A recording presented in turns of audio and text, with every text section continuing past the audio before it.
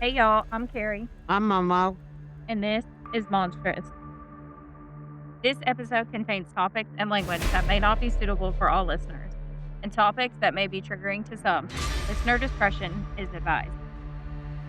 All right, welcome back to your weekly dose of Monstrous. Weekly dose of us. Right. So today is obviously Monday, and the date when you are hearing this is December 22nd, 2025. Tell her like this year is almost over. I know. And 3 days from day that this airs, because we're recording ahead, Logan will be 12. Stop it. Can you believe that? No, I know. it's just my mind is wrapping around all this. I know. You're telling me. Your mom, I'm grandma. Oh, okay. Anyway, so by now the days are short. The air is freezing, To say to put it kindly. right? At least here where we're at, freezing cold. Ooh. And in just a few short days, obviously, the world will be celebrating Christmas. But today, we are not celebrating that it is Christmas. Instead, we're delving into a story where the season of joy was violently consumed by tragedy, suspicion, and a mystery that burns today just as hot as it did 80 years ago. Dang, I wasn't even born then. Nope. Yeah, that chair don't roll real good on carpet. No. Situate myself. Okay. To get comfy. I'm a red comfy girl. I know in that big old chair you got. And I'm gonna be paying for. Right. Okay. Sorry, guys. All right. So picture this. It's Christmas Eve, 1945. And we're in in the quiet mining town of Fayetteville, West Virginia. I didn't know there was a Fayetteville, West Virginia. Learn something new every day. Mhm. I knew there was one in North Carolina. Yeah. The Second World War is finally over, and America is breathing a collective sigh of relief, preparing for their first peaceful holiday season in years. The air was thick with cold and the promise of snow. But inside the home, the, m- the mood was bright, lights were strong, and anticipation hung heavy for the morning to follow. But for one family, the Sodders, that peace would be shattered by a sequence of events so precise, so devastatingly effective, that it defies every logical conclusion of accident or simple tragedy. Their story is a stark reminder that sometimes the doesn't wait for the new year. Sometimes it arrives precisely when the light is supposed to be the brightest. This is not a story about a fire that may. This is not. I paused at the wrong time. This is not a story about a fire that merely claimed lives. This is the story about a fire that made 5 children vanish, leaving behind absolutely no trace. Local authorities were quick to rule it an accident, claiming the intense heat had consumed the bodies entirely. But this claim became impossible when, years later, the parents unearthed 4 small pieces of human vertebrae from the ashes. Scientific analysis proved 2 things. The bones showed no fire damage whatsoever, and they belonged to an adult, not a child. Oh, This simple, impossible piece of evidence exposes a deep, unsettling current of, of prejudice, cover up, and organized malice in a small American town. The mystery boils down to one simple, terrifying question. Were the Sodder children killed in the fire, or were they secretly kidnapped and spirited away by people who wanted to silence their immigrant father? In order to understand the disappearance of the Sodder children and why this is the question, we have to understand the family's backgrounds, the precise threats they received, and the impossible series of mechanical failures and procedural errors that conspired to ensure no one could save the children or even find their remains. So now the physical fire only lasted a single night, but the emotional fire of doubt, suspicion, and unresolved grief has been burning for 80 years.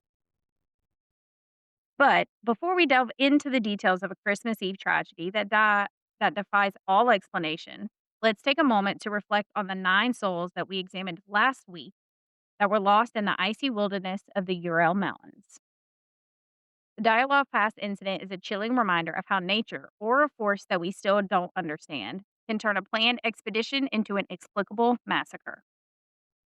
Last week, we discussed those 9 experienced hikers who fled their tent in sub zero temperatures, many dying of hypothermia, but 3 had sustained catastrophic non human impact injuries, which included crushed ribs, a fractured skull, and even a missing tongue and eyes.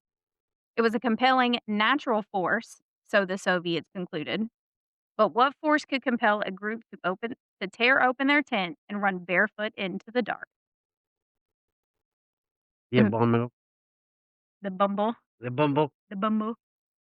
The mystery remains frozen in time, much like the tragic events that we are about to explore, proving that sometimes the most horrific stories are those that offer no answers at all. And if the Dialogue Pass case is a chilling portrait of people who couldn't escape an unknown force, then the Sodder story is a horrific example of a family who did escape the flames, only to be left with a lifetime of burning questions. Like I said, to understand this vanishing, we must first understand the family at its center, the Sodders of Fayetteville, West Virginia. So it was 1945. World War II was finally over, and America was finally going to have a peaceful Christmas. The patriarch of the Sodder family was George Sodder. He was born in Giorgio, I think that's how you say it, Soddu in Tola, Sardinia. So he was an immigrant. His story is one of sheer relentless independence. So we're going to spend a minute on George because his character is a frictional point for this entire thing. George came to the U.S. as a young man at only 13, and he worked alone on the railroad before moving to West Virginia. He didn't just survive here in the US, he excelled and he thrived. He built a highly successful local trucking company, establishing himself as a fixture of wealth and success in a very small town. But he carried with him those strong opinions of his homeland, particularly his passionate hatred for the Italian dictator Benito Mussolini. Mussolini was an ant. And he did not like him, as many immigrants. Most people in general didn't like Mussolini. Oh, yeah, see, I don't know anything about him. Yeah, I don't know nothing he about was this. a real jerk. Was he? Mm. So, George was not quiet about his hatred. I kept it clean because I could say other. He was outspoken, and he shared his views widely, a stance that made him successful, but also conspicuous in the tight-knit community that he lived in. This self-made wealth and his political opinions created the kind of power targets that would attract attention and ultimately danger. Can I say something? Mm, So he and his wife, the meticulous Jeannie Sodder, had 10 children. no, thank you. That's what I'm saying. Two's enough. Two So sometimes it's too many. right. No, thank you. So one son, the eldest, Joe, was away in the military at the time of the events. Or he was the second eldest, I'm sorry. So that left 9 children home with George and Jeannie the night of Christmas Eve. The 4 children who were able to escape the fire with George and Jenny were Marion, who was 17, John, the eldest, at 23 years old, George Jr., who was 16, and Sylvia, who was only 2 years old. Mhm. The 5 children who vanished and whose bodies were never recovered were 14-year-old Maurice, Martha, who was 12 years old, 9-year-old Louis, 8-year-old Jenny, and Betty at only 5 years old. Little. Yep. George's anti-Mussolini fervor provided the first chilling cracks in the family's foundations. So, in the months leading up to December in 1945, there were two specific undeniable threats. First was a life insurance salesman who came to their home, and when George refused his business, the salesman threatened him directly, saying, quote, "Your house is going to go up in smoke and your children are going to be destroyed. You will pay for your dirty remarks about Mussolini." What has that got to do with life insurance? No idea. But I think the salesman got mad because George was like, "No, thank you. We don't need life insurance." And so because he already didn't like George, then him refusing to purchase life insurance from him, that was his reaction, I think is probably how that went down. Some people, I tell you. Right. So the second one was when Jenny noticed a strange man in her yard checking the fuse boxes, and this man had claimed the house's wiring was faulty, which George immediately dismissed as false. He's like, "No, it's not faulty. Go the fuck away." But in 1945 time. So these two incidences had come, like I said, just weeks before the most horrific night of their lives, and it painted a very disturbing picture after the fact. So the man who had made that prophetic threat, the insurance salesman, was not a stranger to the investigation after the fire took place. He served as the foreman for the coroner's jury, and that coroner's jury swiftly ruled the children's deaths as accidental due to faulty wiring. A little suspicious. Mhm. A little sus. So this was a profound conflict of interest, clearly, that would permanently taint the official findings and immediately fuel George's mistrust of the local authorities, which, I mean, you can't really. I don't blame him. Right. So this brings us to the pivotal evening of December 24th, 1945. So we're gonna slow it down a little bit so that way we can feel what is happening, okay? So the night began innocently. At 10 p.m., George and Jenny said their goodnights, and in a final tragic act of kindness, the older children, after George and Jenny had went to bed, which was Marion and George Jr., gave up their downstairs bedroom to the younger boys, Maurice and Louis, so that way they could sleep near the warmth of the stove. Because normally the two older ones slept downstairs. But they decided, oh, it's really cold. So we're going to go upstairs so the little ones can sleep near the stove and be warm. That makes sense.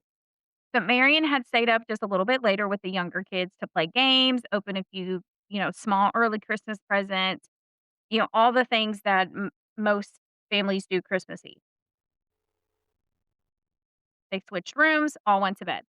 That shift in the sleeping arrangements, driven by, the simple sibling goodwill of wanting their youngest siblings to stay warm, meant that the five missing children were all concentrated to the attic bedrooms, which is far from an easy escape route. This was a seemingly innocent choice that tragically amplified their vulnerability to the planned sabotage that had took place below them. So the first disruption was at 12:30 a.m. when the telephone rang. Jenny went downstairs and she answered it. A female voice was on the line and asked for a name that Jenny didn't recognize. Then she heard some laughter, clinking of glasses in the background. She figured it was just a wrong number. Before returning to bed, Jenny then noticed something very unusual. The living room lights were still on, the shades were still up, and the doors were unlocked, which to her meant that Marion had not properly secured the house, which is a crucial detail for the theories that have come of an external entry into the home. So while Jeannie believed that the call was a stage distraction, that's what she thinks, that someone purposely called to distract her so someone could get into the home, which doesn't really make any sense because her and George were already in bed. So why would you need to make the phone call? Well, they didn't know that. That's true. That's true. Maybe they thought the kids were still up or something. So, even though she believed this, the police, on the other hand, officially claimed that they had identified the caller as one of the local neighbors who admitted that she had been at a party drinking and accidentally misdialed. And that very well could have happened. And at first, that's what Jenny thought when she first took the call. But after the fact, she then, believed, oh, it was a distraction. So the Sodders, however, completely dismissed that explanation. They did not take what the police were saying to heart for anything. This only deepened their belief in a coordinated plot against them. So just a half hour later, at 1 o'clock a.m., Jenny had settled back to sleep when she heard a second, far more ominous noise, a thud on their roof, followed by a rolling noise. So as if someone had thrown something on their roof and it rolled down. It's Santa Claus. He had too much eggnog. So this sound is linked to George's later discovery in the yard of a small dark green hard rubber object resembling a pineapple. Experts later believed that this object was a modified thermite style incendiary, sometimes called a pineapple bomb. So this is a crude device designed not just to start a fire, but to quickly intensify it, creating a rapid, suffocating chaos meant to hinder any immediate rescue attempt, which then furthers the theory of a professional organized hit. Wow. Yeah. So thermite, okay, for anyone that does not know, is a compound used in these devices. It is a pyrotechnic combination of metal powder and metal oxide. Let's just blow up the neighbors. Mhm. So unlike traditional accelerants like gas or, some type of alcohol, it creates an exothermic reaction that generates immense heat. And this heat often reaches temperatures well over 4,000 degrees in Hey, let's Fahrenheit. be warm. Yeah. Like you're not surviving through that. You're gonna get toasted. Right.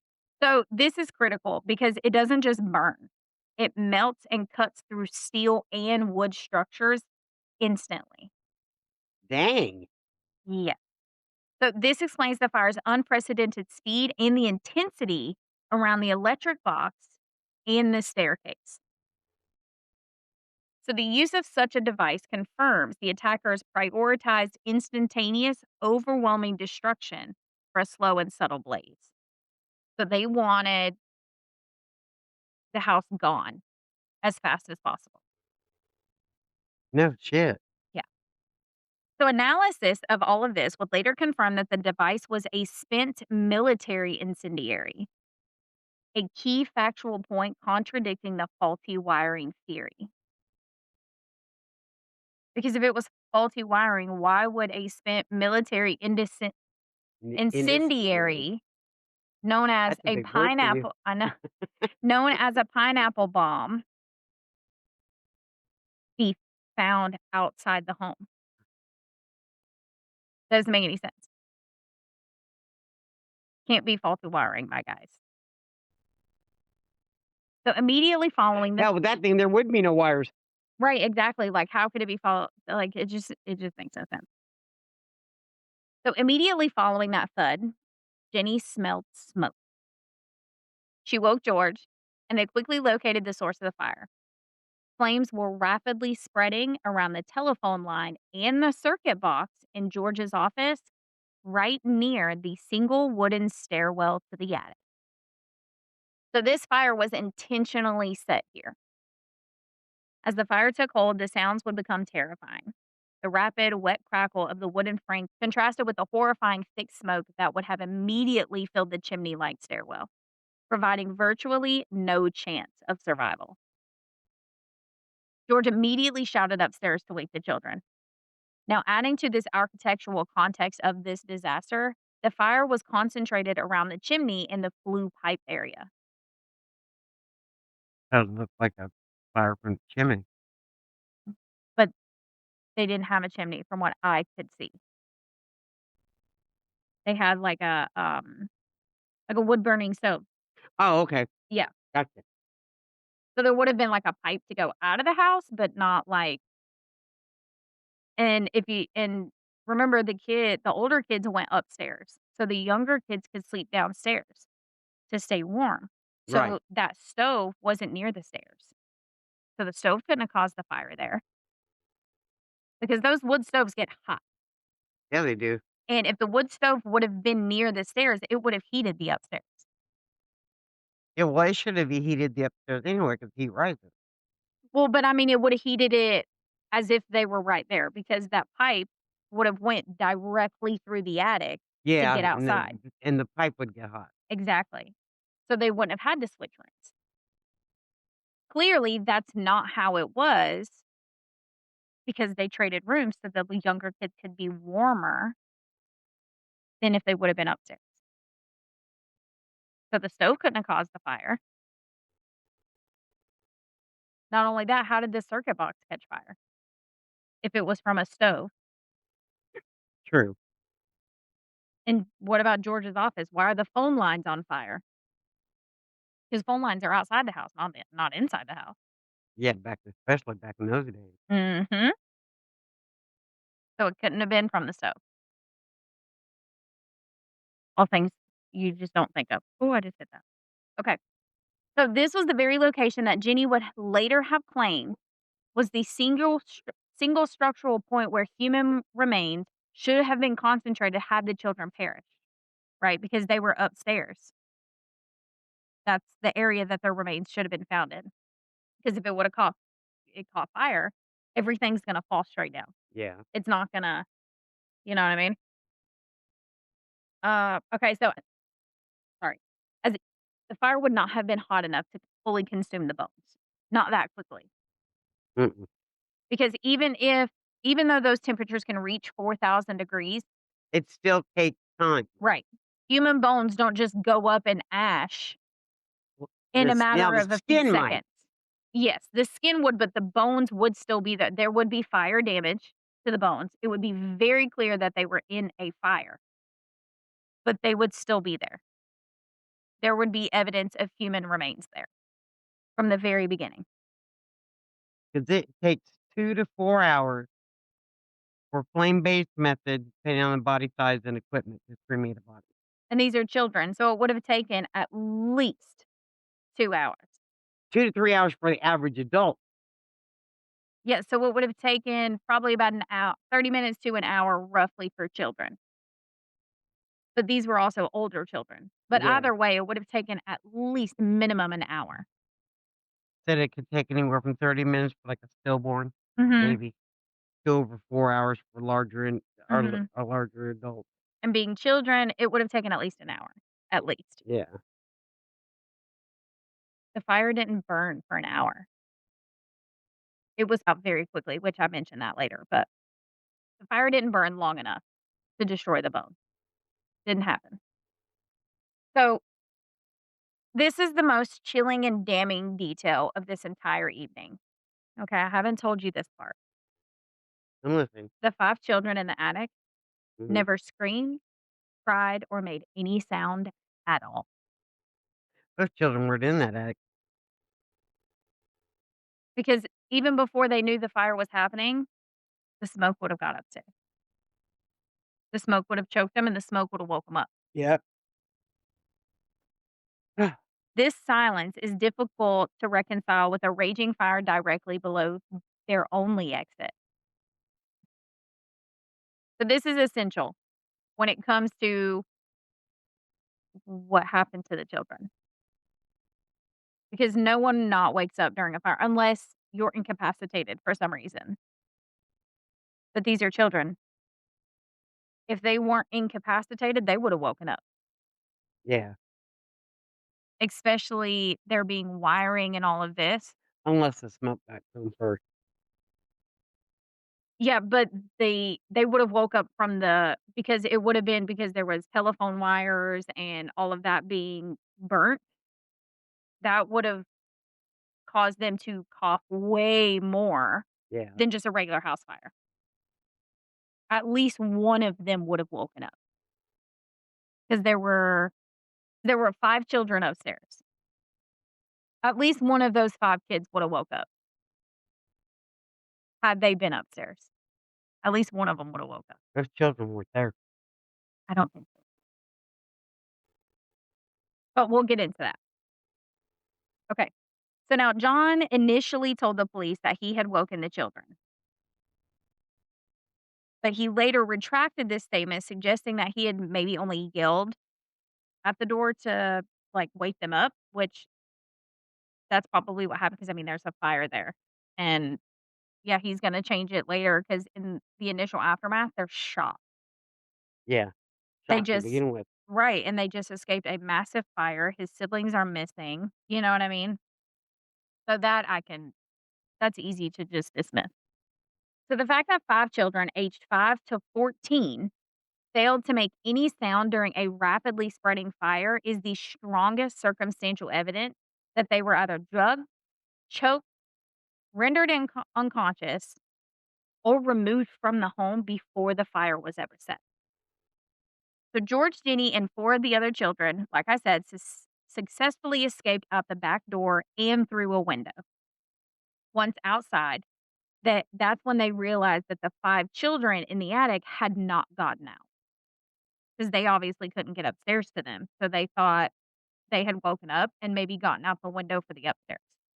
They got outside, that's when they realized they weren't there. The sequence of failed rescues that followed transforms the fire from a simple tragedy into a possible crime scene. The single staircase to the attic was immediately engulfed in flames. George, realizing the severity, ran to his rain barrel, but it was empty. There was nothing in it, so he couldn't even attempt to put the fire out. Then he ran to the side of the house where he kept a large 20-foot aluminum ladder. It was always there, but the ladder was gone. It was later found tossed into a 70-foot embankment, the first, strongest, and most undeniable indicator of premeditation for this. And the ladder was not simply moved, it was forcefully dragged and thrown that 70-foot distance downhill, which would require a considerable physical effort and a deliberate commitment to obstructing the rescue. So the fact that the saboteurs knew precisely where the 20-foot ladder was kept and took the time to disable it before setting the fire points to an immediate knowledge of the Sodder property and a cold step-by-step plan to ensure the victims were trapped inside. Yeah, but why would somebody kill children? I don't know, but see, my thought is I don't think the goal was to kill them. I really don't. We'll get into it. We'll get into it. Let's get through it and then we'll get into it. And I'll tell you what I think. So, George, barefoot in the freezing air, attempted a desperate immediate entry by smashing a downstairs window with his bare hand, badly cutting his arm in the process of doing this. Which, yeah, of course, in that moment, I don't give a fuck. Right. He was quickly repelled, though, by the overwhelming smoke and heat that now swept through the entire first floor. So he can't even get through the window to try to get upstairs. So this act of immediate physical sacrifice underscores the chaotic reality of this fire. The speed with which it spread meant that even direct, painful intervention was impossible. So even if he had been able to get into that house, the downstairs was completely engulfed. There was no way he was going to get through that house. Right. George, desperate, offered money to members of the large crowd that had began to gather, begging anyone to help him reach the upstairs windows. But with the windows too high and no way to reach them, George made his final, most desperate move. He ran to his 2 large, heavy duty coal trucks, intending to use them as platforms. Crucially, though, both of his trucks, which had been running perfectly fine the day before, didn't start. Either one of them. His oldest son, John, after many failed attempts, had finally managed to get his own work truck to start. But sadly, it would not start until after the fire had completely burned out. So when John ran into town after realizing that, his truck wasn't gonna start, he ran to town for help, and he tried to use the local fire alarm system, which is a large central whistle, but he found that it wasn't working either. Why doesn't that surprise me? Right. He was then forced to run to the fire chief's home instead. Now, the combination between which I haven't told you this, the cut phone lines, so they couldn't even call, the dysfunctional town alarm system ensured an almost insurmountable delay. Okay. So, like I said, the fire did not burn for 2, 3 hours, nothing like that. It lit up and it was out pretty quickly, but it burned itself out. It was not put out. Dang. Despite, I mean, because it's cold, fire doesn't burn as long when it's cold. There's less oxygen getting to it, all those things. Yeah. Okay. You were looking at me like you had no idea what I was talking No, I about. was listening. So, despite the fire only being 2 miles away from the Fayetteville Fire Department, they did not arrive to the scene until 8 a.m., Talk about taking your sweet ass time. nearly 7 hours after the fire had started. By that time, the fire had completely burnt the house down to its foundation, Mm, leaving only a basement full of glowing ashes behind. dang, they lost everything. Mhm. This extreme delay, whether due to incompetence or malice, guaranteed the destruction of any remaining evidence. The 5 children trapped inside were gone. I couldn't imagine what the mother's going through. Now, the next morning, Christmas Day, Yay! the tragedy exploded into a public spectacle and a catastrophic failure of investigation. The crowd that gathered was enormous. A chaotic mix of neighbors, rubberneckers, and local officials all trampling the scene. That's like the staple of crime scenes in the 40s. Yeah. Let's just let everybody in here and get a peek of what's happening. So, this initial chaos allowed local officials to quickly seize control and push a narrative. Fire Chief F.J. Morris conducted a rapid cursory search, concluding that the fire had been hot enough to completely incinerate the bodies. But there's no record that I could find that says how hot the fire was. Those those pineapple bombs can get up to 4,000 degrees, but there's nothing that I could find that said how hot this fire got. Because how hot a fire gets depends on a lot of things. Yeah.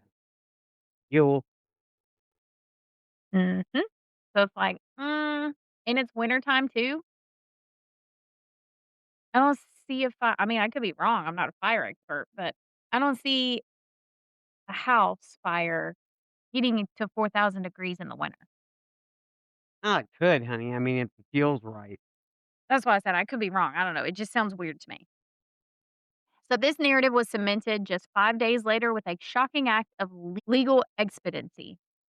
So only 5 days later, they conducted a coroner's jury, which was led by that hostile insurance man. And they issued 5 death certificates for all 5 of the missing children, listing the cause of death and reason for the fire as faulty wiring,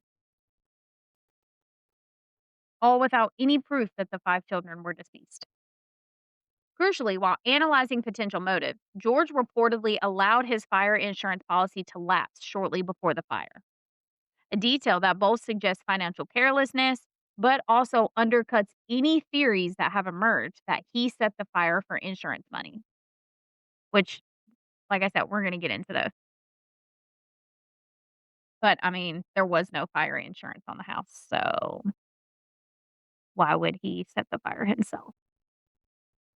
So, this rapid closure was the ultimate legal injustice for this case. By officially declaring the children dead and the case closed, the local government was absolving itself of any further responsibility for any kind of investigation, effectively turning the Sodder's pursuit of truth into a private uphill battle. So they're like, "No, we're not even gonna look into this. There's We're no tired, remain." I'm over it. Yeah. We're good. It was a house fire, there's no remains. The fire was hot enough to get rid of the bone. Don't know what to tell you. That's basically what they said. Yeah. But George and Jenny Sodder immediately refused to accept this official tragedy theory. They did not believe for a second what they were saying happened is what happened. And with that, we need to analyze why their rejection was scientifically sound, because there's some things here to back it up. First, Jenny, being meticulous, conducted her own experiment, proving that charred bones always remained after burning meat and bones. And the Sodders found nothing. There were no ashes, nothing. So we must reiterate that forensic experts agree that a typical house fire cannot destroy the human skeleton.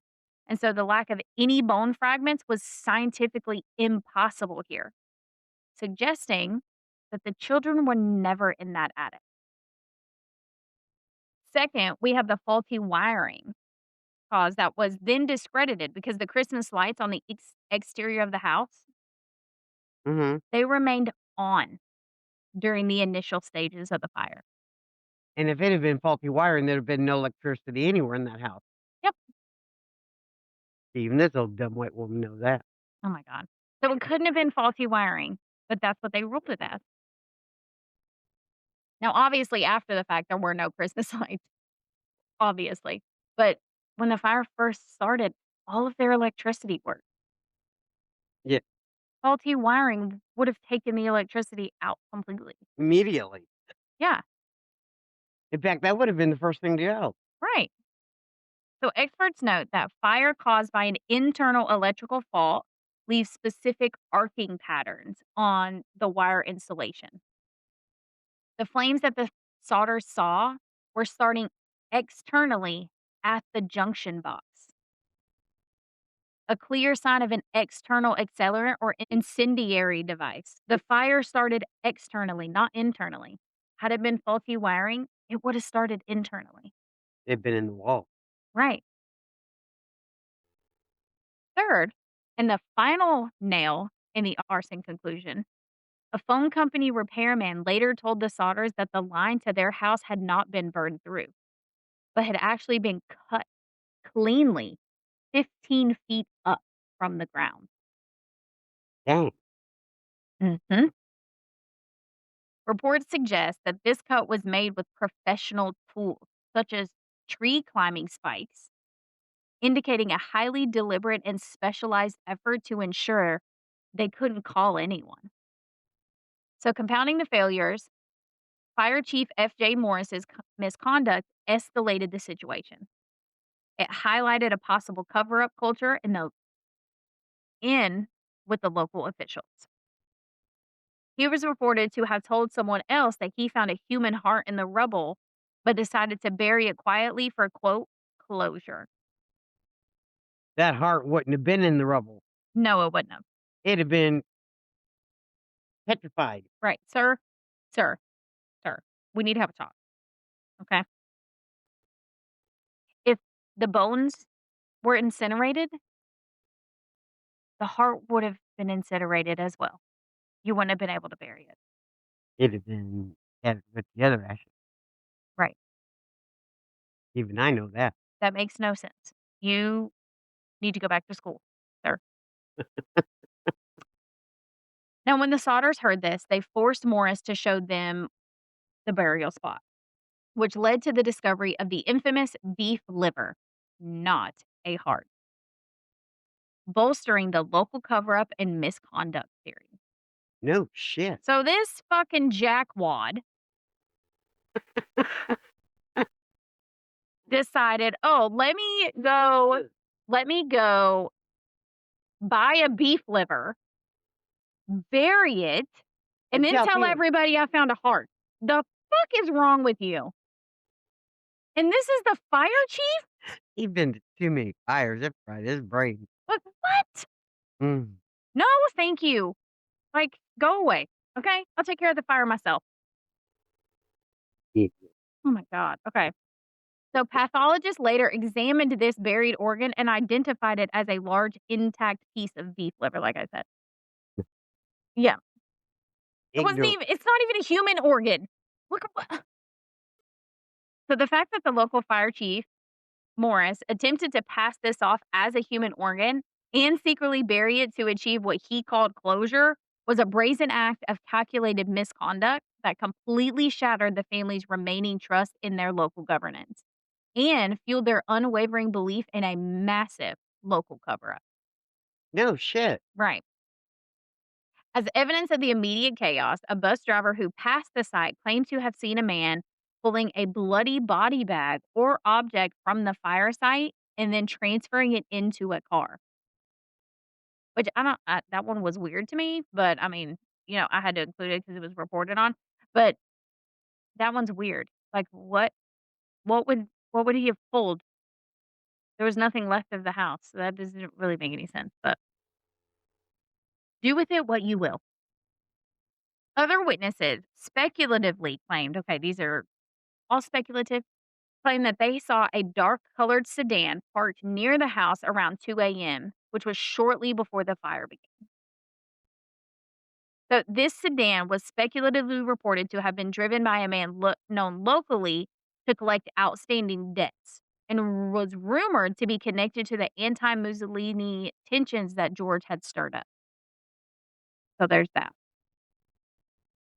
So this alleged sighting of a coordinated professional exit from the scene moments after the fire started to cement the local fear that this was not an accident at all, but a highly effective planned extraction of the children.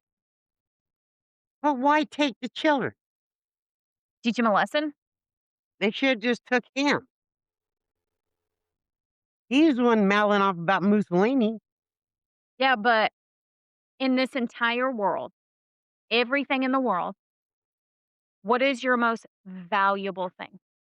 My grandchildren. Exactly. He's their father. His house isn't gonna matter. His life isn't gonna matter. His children's lives are more valuable than anything. That's true. You take the thing that is most valuable. So, additionally, a woman named Ida Crutchfield, who ran a Charleston hotel, had, again, speculation, had claimed that she saw the children a week later at her hotel, accompanied by people of Italian descent. Mhm. So, these multiple consented sightings fueled the kidnapping narrative from day one. Now, distraught, George Sodder committed a catastrophic error. Days after the fire, and against the advice of the fire marshal, George used a bulldozer to plow the rubble into the basement and cover the site with dirt, destroying the crime scene forever. I can understand why he did that, though. Right. I mean, and what fucking evidence were they gonna get? None, because the fire destroyed it all. Right. It's all gone. There's So, nothing there. I mean, how are you gonna see if it actually was arson? There's no way to. It's gone. So I can't really blame him for doing that. And back in those days, they didn't have the brick and mortar like a lot, like we Mhm. have, the stucco and all that. It was all wood. Mhm. Yep. But compounding this self-inflicted forensic catastrophe was the nature of the house's construction. So the basement where the furnace was located was built with a thick concrete floor, so like ours is. Right. Fire experts agree that any human remains, even if the victims did perish in the attic, would have eventually collapsed onto that concrete slab and would have been partially protected from the highest temperatures by the debris, making the total absence of remains scientifically impossible.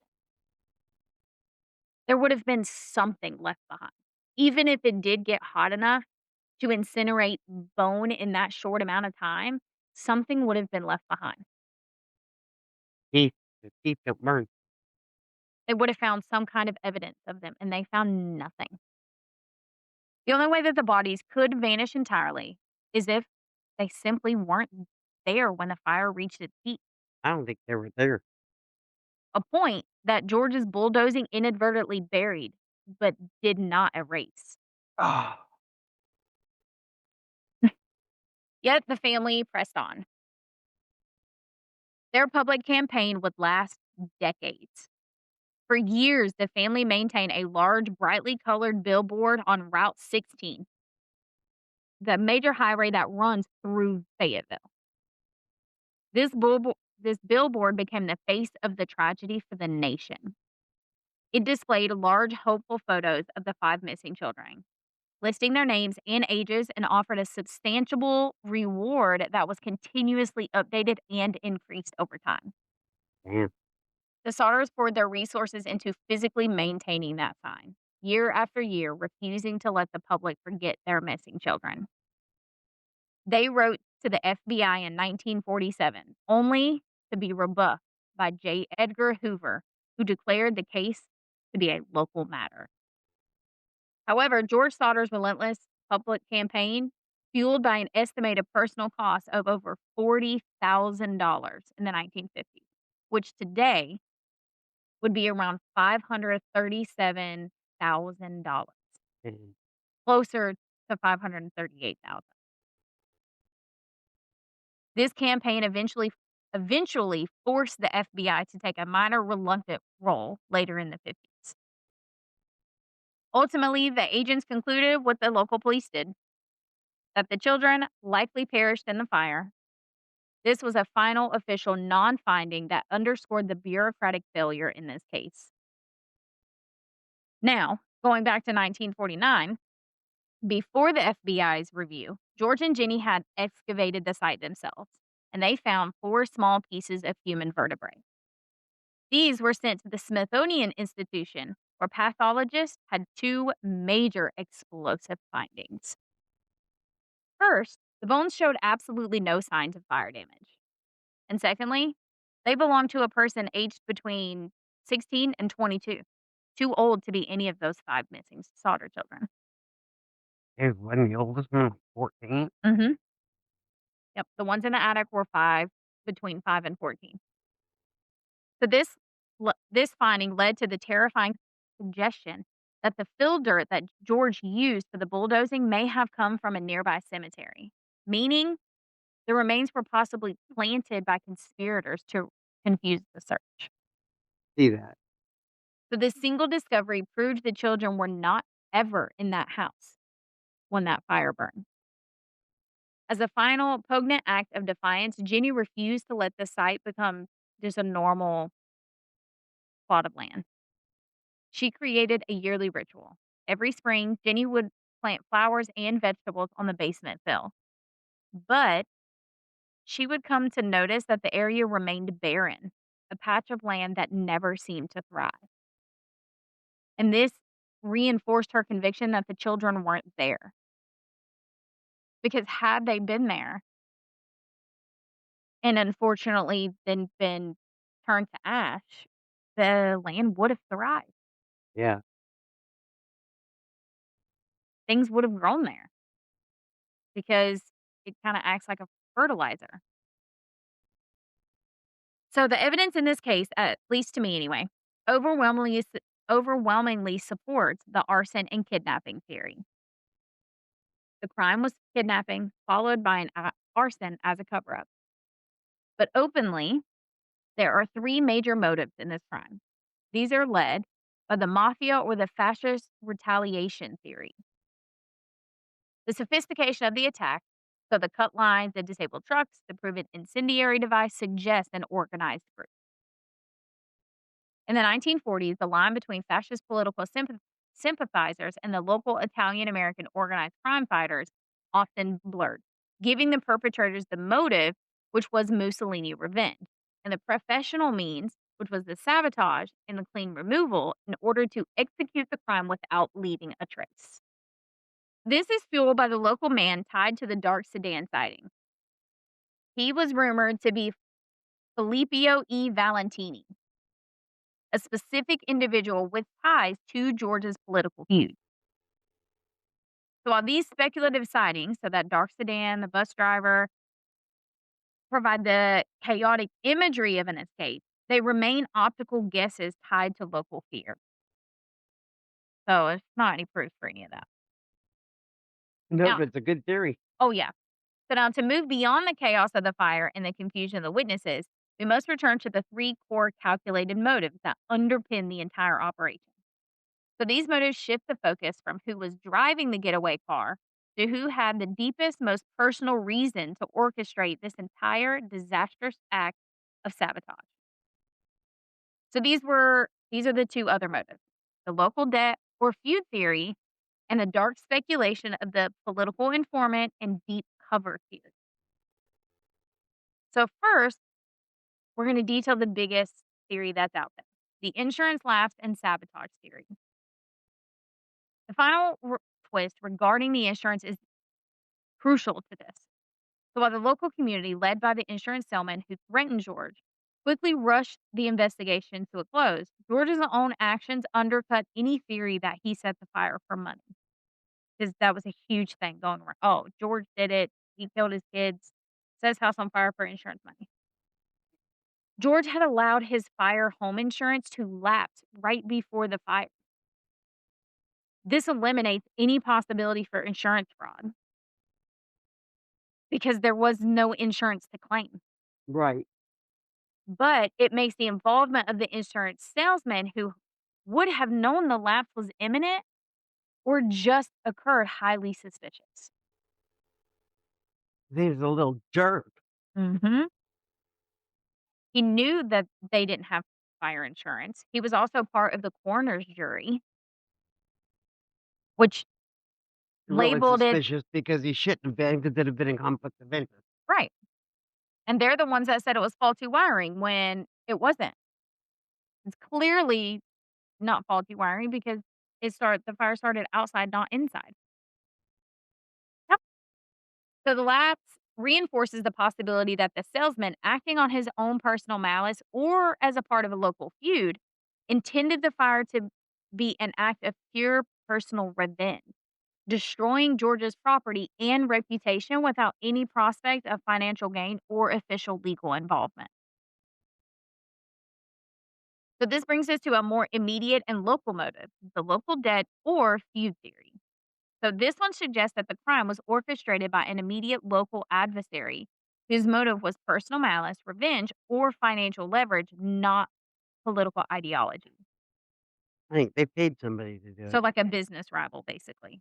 Yeah.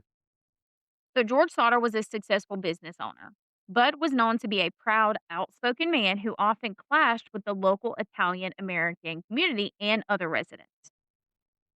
He spoke out publicly against Mussolini and fascism, which created significant tension within his largely immigrant neighborhood.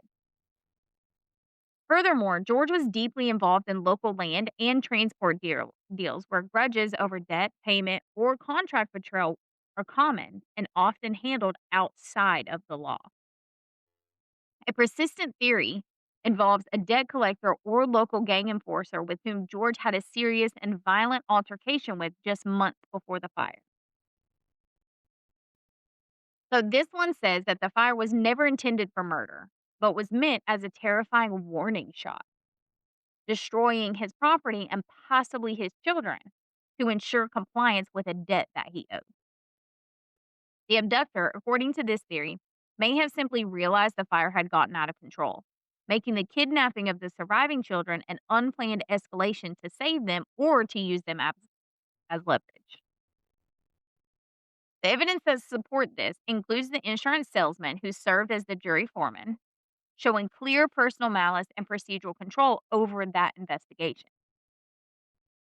Furthermore, the deliberate act of taking the 20-foot ladder and tossing it into a 70-foot embankment is a high effort personal obstruction, typical of someone intimately familiar with the starter property and focused on ensuring no one could be rescued. Also, But if it was the debt collector, if he killed George, he ain't gonna get his money. right, but they didn't sleep upstairs. But they didn't know that. They could have if it was someone that like he owed money to that knew the home. Or if the insurance salesman was in on it, the insurance salesman would know the layout of the house. Not necessarily. Well, he would know where the bedroom's at, things like that. back in those days anyway, not in today's world. One of those. So, also, the reported sightings of a dark sedan driven by a rumored local debt collector near the home supports the idea that the perpetrator was local and tied to George's disputes. However, the evidence that challenges this theory is significant.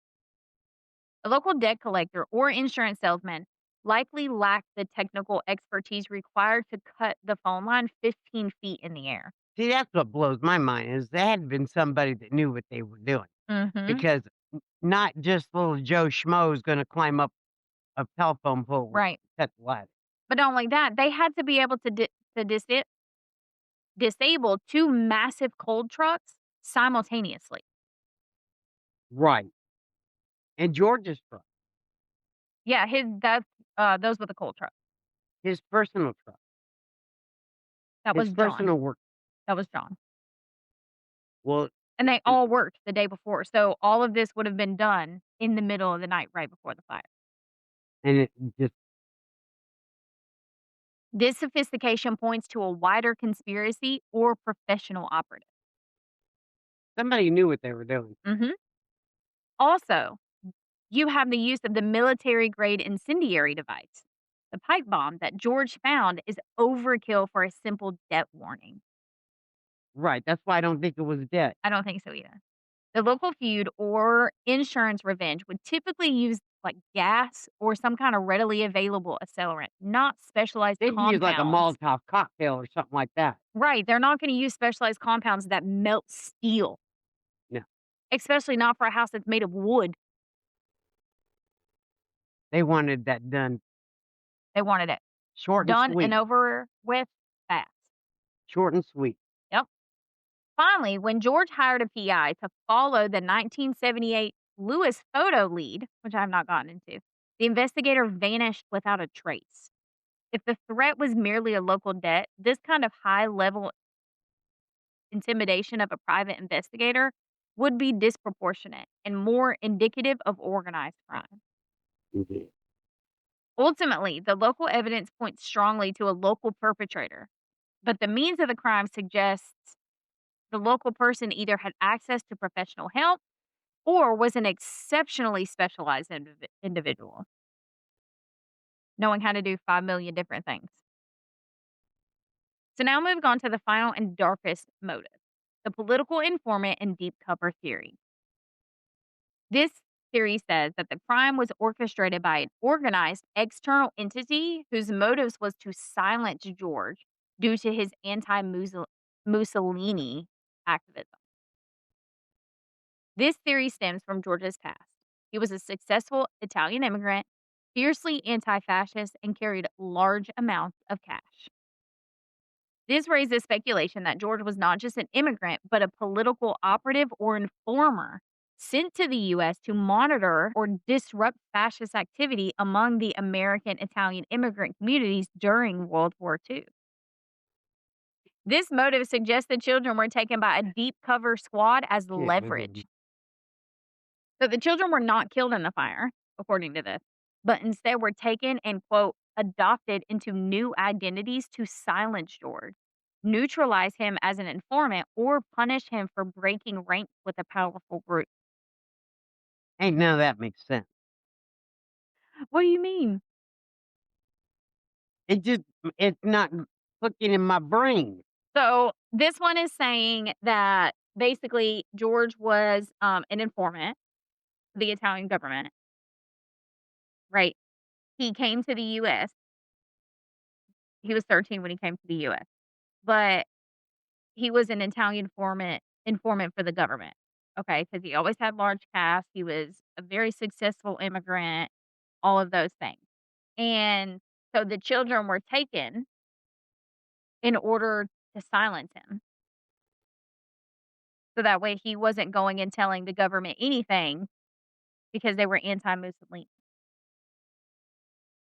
and the house fire was just a cover-up, it was a distraction, basically. Okay.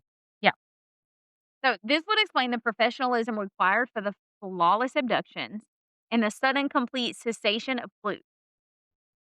The evidence that supports this is actually pretty strong. So you have the cup. phone wire, the disabled vehicles, the military grade incendiary device. All of this is a perfect fit for a professional operation pointing towards specialized sabotage tradecraft. So even if he wasn't an informant, personally, this was a professional job. Oh, yeah. I'm Somebody was after him. yeah. They Somebody wanted to wanted teach him a lesson or something. something. No one single person can do all of this. No, not at the same time. It had to have been a group.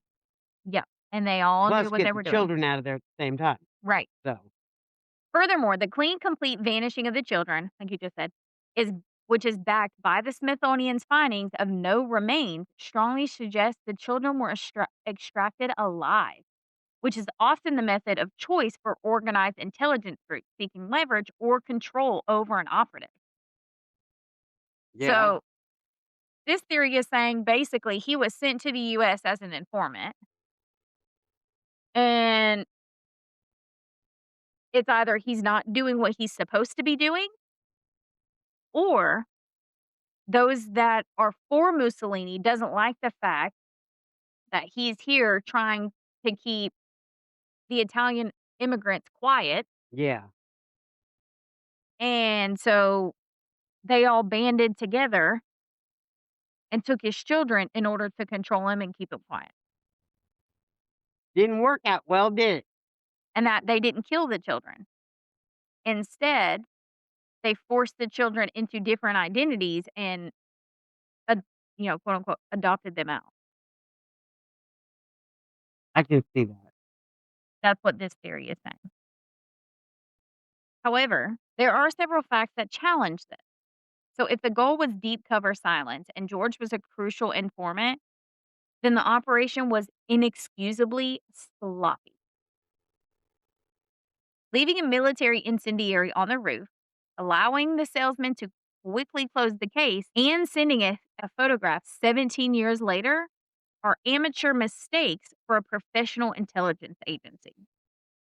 So there's things that support these theories, but there's also things that Don't make no friggin' sense. dismantle. Yeah. So okay. Also, the fire chief burying a piece of beef liver and calling it a heart is an act of local panicked incompetence or a cover up, not sophisticated political maneuvering. That's cover up. Finally, the Or F right, he ain't got the brains that God gave a gnat. right. So finally, the FBI's initial reluctant involvement and J. Edgar Hoover's ultimate decision to declare it a local matter suggests the federal government found no credible national security threat warranting a full investigation. So basically, the FBI saying, "No, we're good." We're busy. Don't bother me. Dismantles that Italian informant theory, because if that was the case, the FBI would have gotten involved. Yeah, but see, back in those days, the FBI was still in its infancy. Well, yeah, but even J. Edgar Hoover, he's like, "No, this isn't."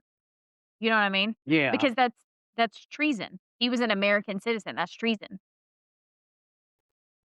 Yeah, there you go. I hadn't done that. Actually, the Treasury Department went after that. Right, and they found no reason to get involved because they did review it, but they're like, "No, we're good." Had they found anything to point to that, they would have went after him. Oh, yeah.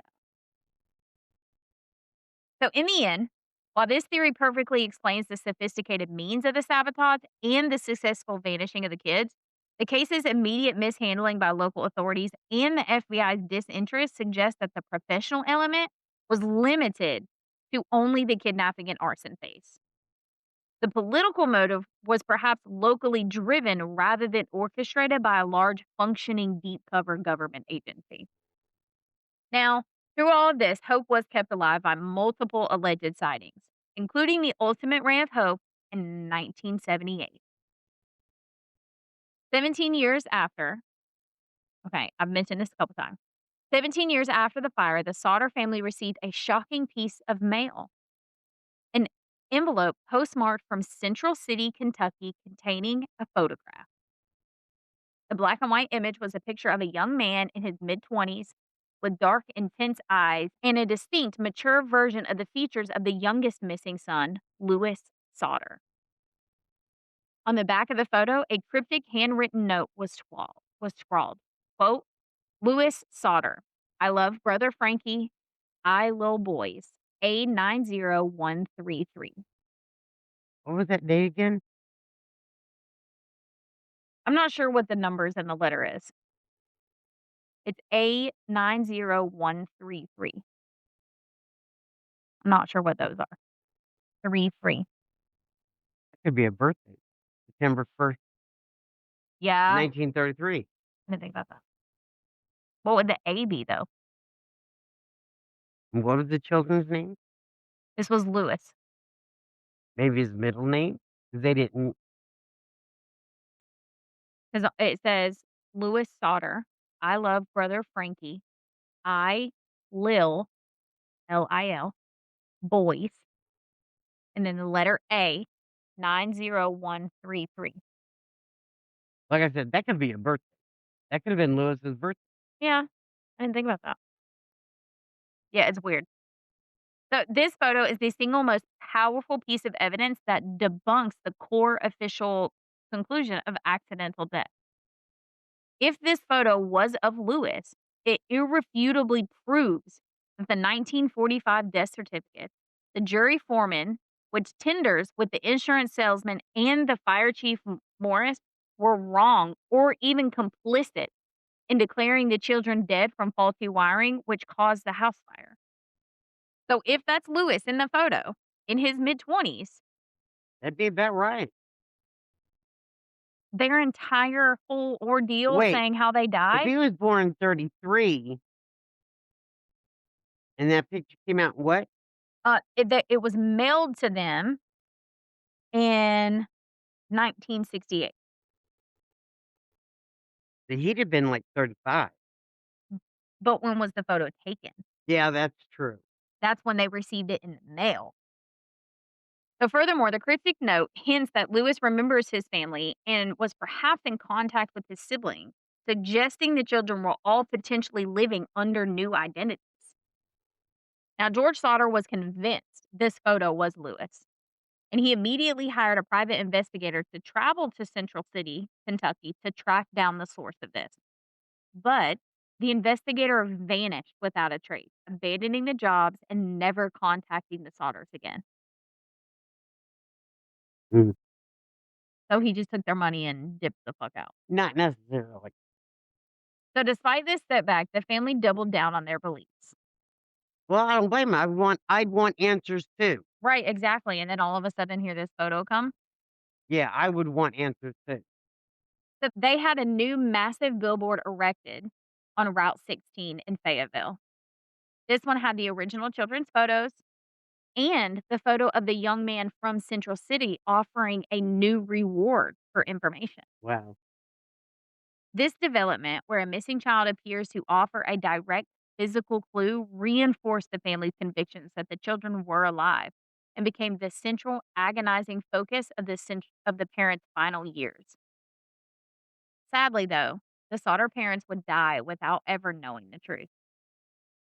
Their enduring trauma is formally recognized as ambiguous loss. This is a psychological phenomenon where there is no closure because the loved ones are physically missing, but psychologically present.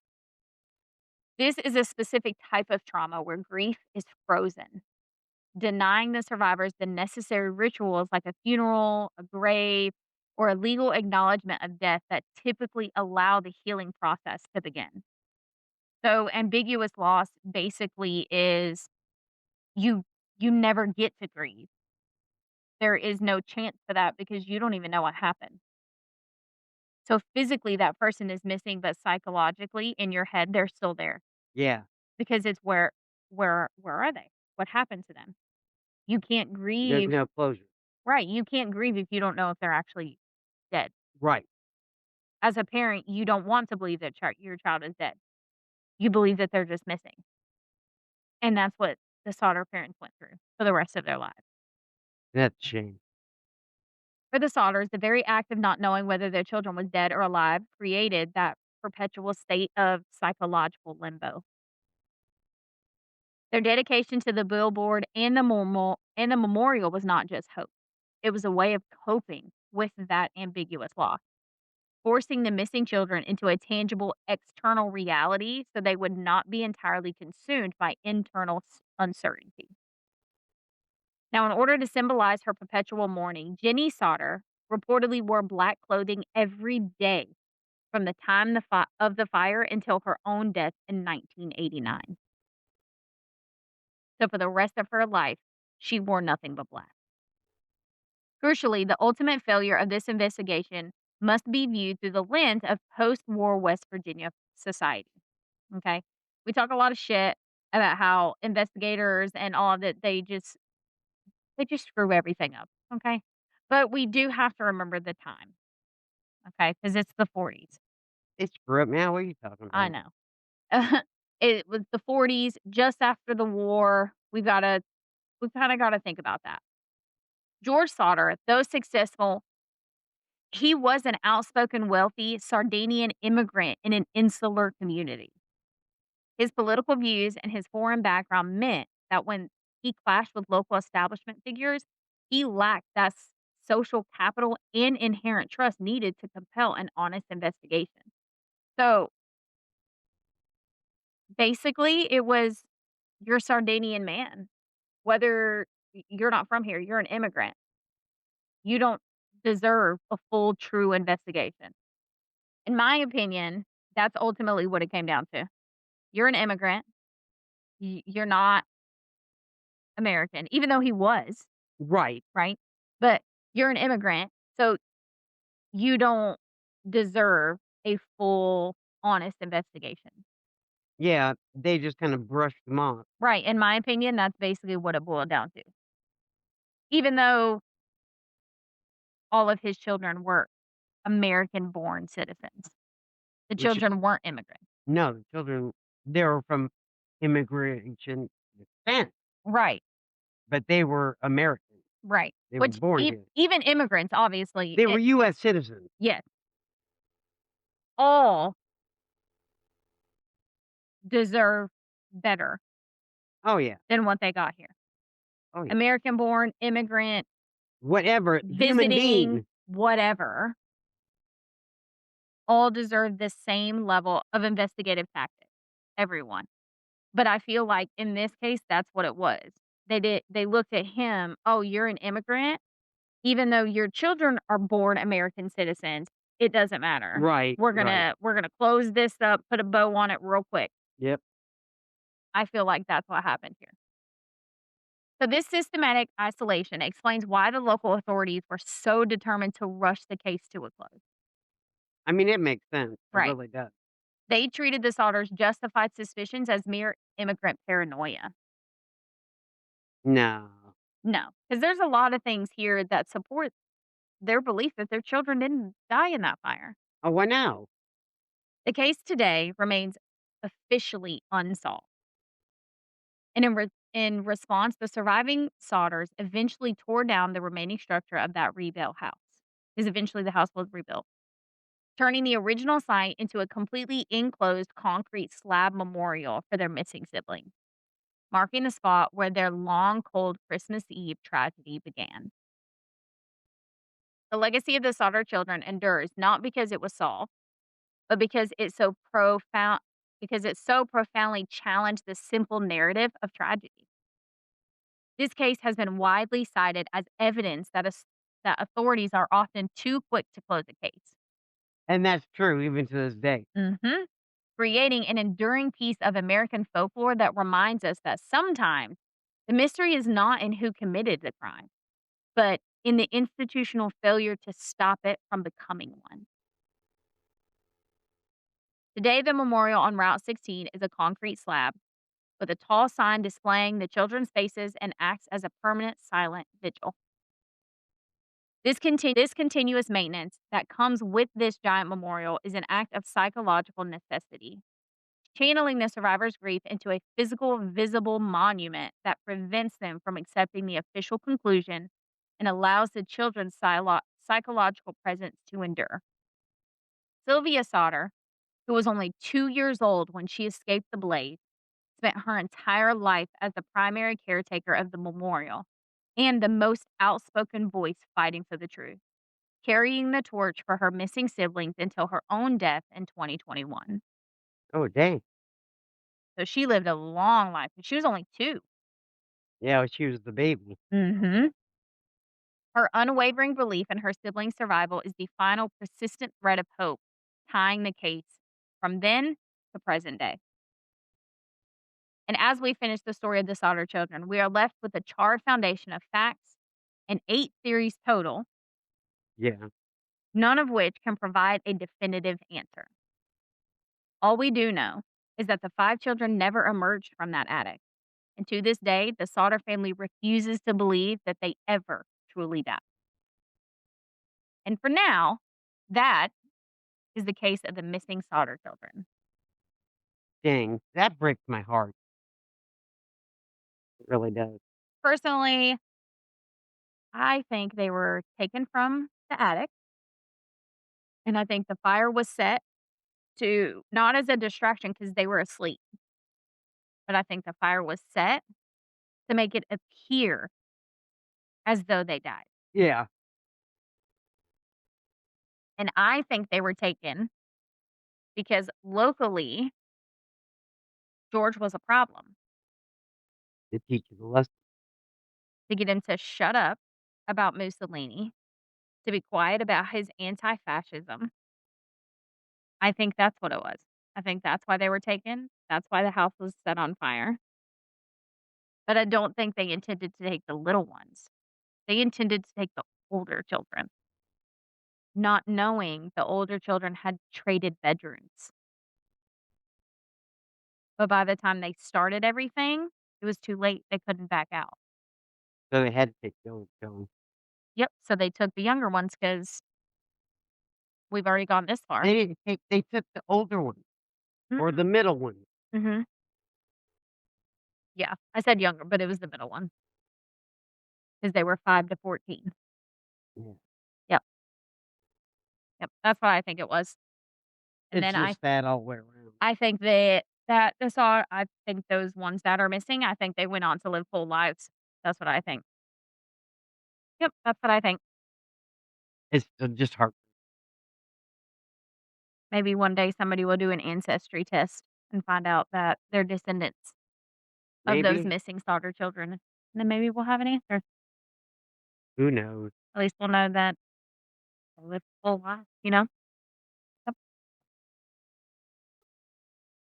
Oh my Oh, god. way I cannot Okay. with you. Now next week, we are exchanging the cold ashes and dark Appalachian nights of West Virginia for the open, freezing skies of the Pacific Northwest in 1971. We'll track the only man in American history to pull off a successful and baffling skyjacking. He walked onto the plane in a suit, ordered a bourbon, and demanded a king's ransom and 4 parachutes. He got what he wanted and then vanished at 10,000 feet, I know which one this is. launching himself into a dark, rainy wilderness. The FBI spent years tracking down every lead, every possible witness, every drop of parachute silk, only to be left with questions. Was he a master criminal, a daredevil, or did he just become another unsolved body on a muddy riverbank? Join us as we try to decode the ultimate disappearing act and figure out, where did the money go? Did this man ever land? And did he survive that drop? Now, as we head into the last few days before Christmas, we want to wish you and yours a very Merry Christmas and Happy Holidays from all of us here. And that's all I got. You got anything else? I just hope everybody has a safe and special Christmas. Yep. Spend it with family, good friends, and lots of food. All right. With that, guys, we hope you keep listening and remember to Watch out for monsters. and don't kill people. Bye, Bye, y'all. y'all.